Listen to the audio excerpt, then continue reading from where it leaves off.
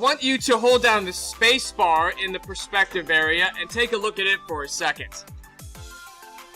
So space bar is going to bring up a lot of other options. And what Maya is trying to do, at least what I think they're trying to do, is make it so that they hide a lot of these options so you're not overwhelmed. I mean, there is already enough stuff on this screen as it is.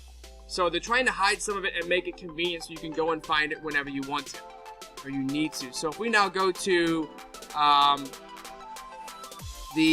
click on any of these, they will drop down menus. So you can see File, if you really wanted to save on the fly and not go to the File menu, there it is. Edit will let you copy and paste and group and ungroup. Create will let you add additional shapes. So just take a second, go through and look at these and see what all is there. Shading is going to be really important and exciting when we get into actually making these look like more than just boxes or circles. Okay, so I'm just kind of going through and taking a look and seeing what's there. Is up here along the top of the window, you have some really important buttons right here. You have menus as well, but we have some different options for how we can look at this. What I want you to do with your shape selected is we're going to look for the button right here. It looks like a little hollow cube with just the outlines, and we're going to click on it, and it will say Wireframe. What does Wireframe do? Makes it into a wireframe without using the word in the definition. Makes it so you can see through it, and that's really important when you want to be able to see all the lines. When you have colors in the way, it doesn't let you see inside the shape. So maybe you have interior walls, you want to be able to see where they are and position them, and you want to be able to see through an exterior wall. So that's wireframe. The next button up there allows you to see the entire shape, which says smooth and shade all. Then we also have use default material, which by default means gray.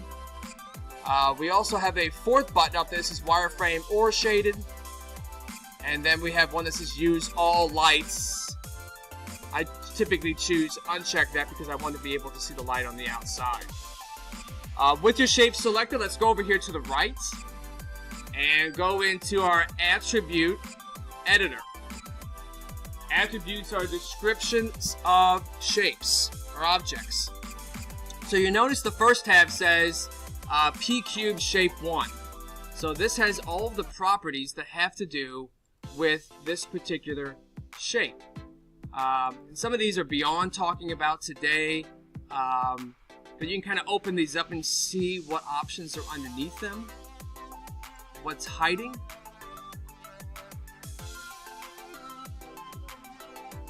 That's on the right side of the screen, Attribute Editor, this whole area over here to the right.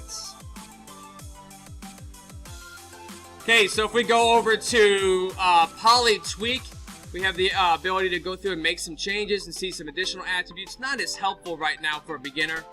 I'm going to go to Polycube 1. Polycube 1. Polycube 1 is going to allow you to add additional lines for customization.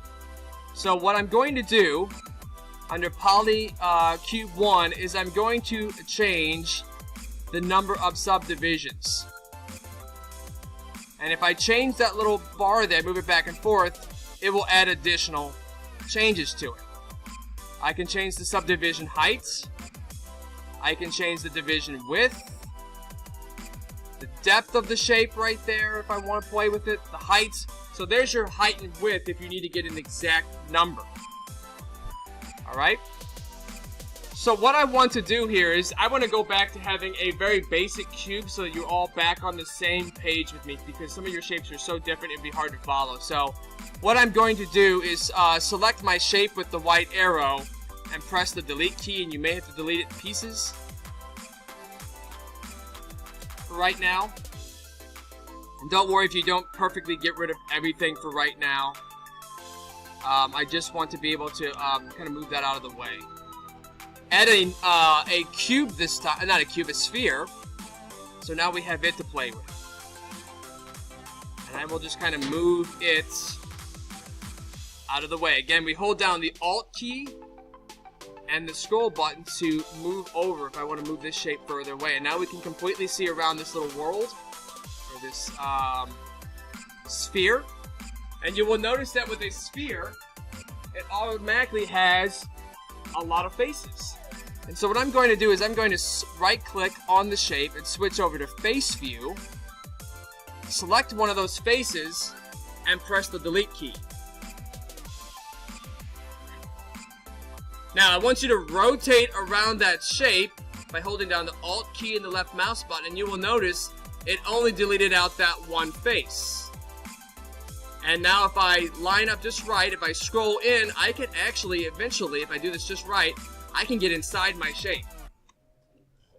And now look around completely from the inside. And you may have to play around with zooming a little bit so that you're not like looking through a wall.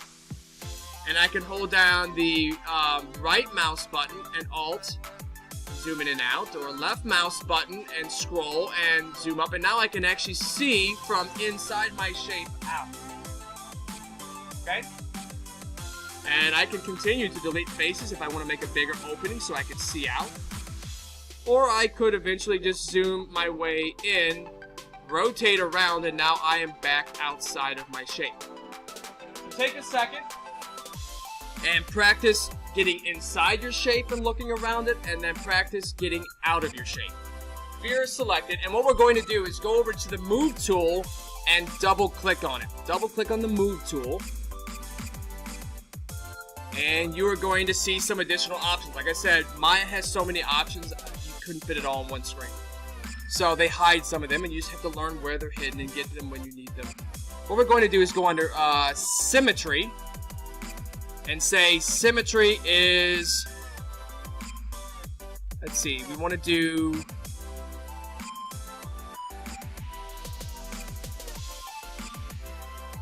Z. I'm sorry, it took me a second to think about it. World Object Z. And once Object Z is selected, you just close out this little window. So again, Object Z under Symmetry. You have to come down halfway. Let me zoom in a second to show you guys. So it's under Symmetry, Object Z. We access this little dialog box by double-clicking on the Move tool. Alright, close out that box. Now what happens is if we select a face, it is going to select the other one on the other side of the shape. Let me zoom out a little bit so I can see that.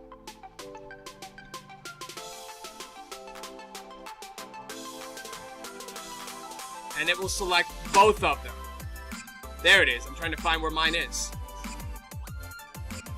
Now, here's why that's really important. When you're doing your character modeling, you want to make sure that the arms are symmetrical and that they're the same length, because what it does is it cuts down your modeling time in half. When I was first loading Maya, I didn't even know there was a symmetry feature, and so I did one side of the body, and I'm like, oh god, I gotta do the other side, and it's hard to get both sides to be exact.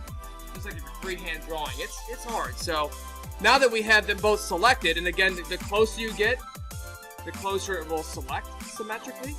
Now if we use the Move tool, it will move both of them together.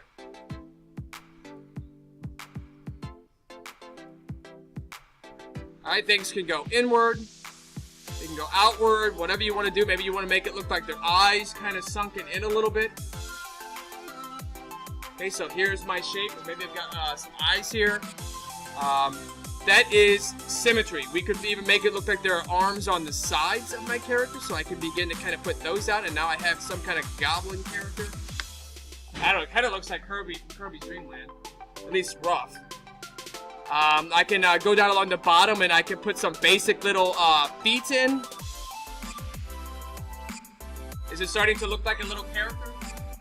So we can very quickly create some horrific looking characters, some things that's, you know, it's not designed for children to play.